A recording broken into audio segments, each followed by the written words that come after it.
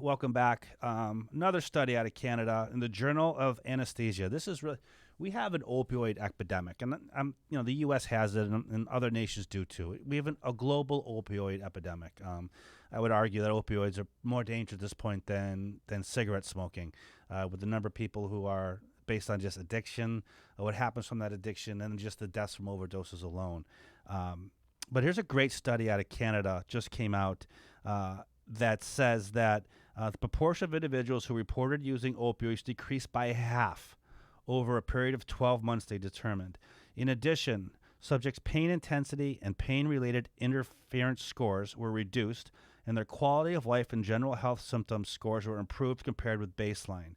Also, the authors also noted that many subjects switched from consuming herbal cannabis to ingesting oil extracts over the course of the trial. Over time, individuals who continued using cannabis with this longitudinal study reported lower pain severity and pain interference scores, as well as improved quality of life and general health symptom scores. Meaning, people are taking opioids for pain. People take opioids for sleep. When they're able to use cannabis instead, right? Nearly half of those people stop taking opioids within 12 months. Think about that. We have an epidemic of opioid use in the U.S., especially opioids for pain and sleep. It's an epidemic that we have.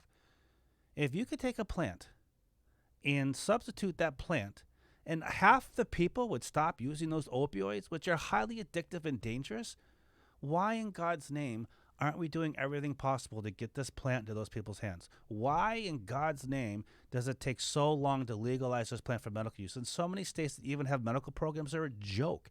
They're basically for end-of-life pain maintenance. And here's the thing.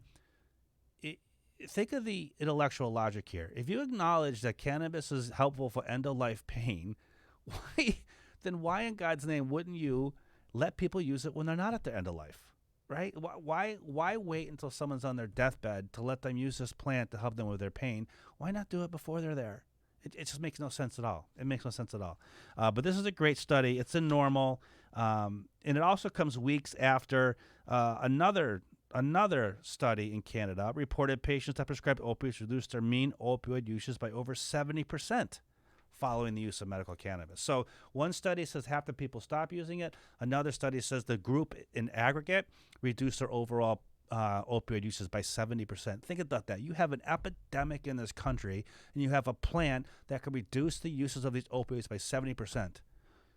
Why isn't it legal? Why isn't it legal on a federal level right now? If for no other reason, that singular reason, it doesn't make any sense. So again, let's hope we get our act together in the U.S. and look at data instead of falling back on old mantras and old thoughts that have been proven false and proven wrong time after time after time. Let's look at the new data that's coming out, and let's just do the right thing. So, hope everyone has a great day, and we'll talk to you later.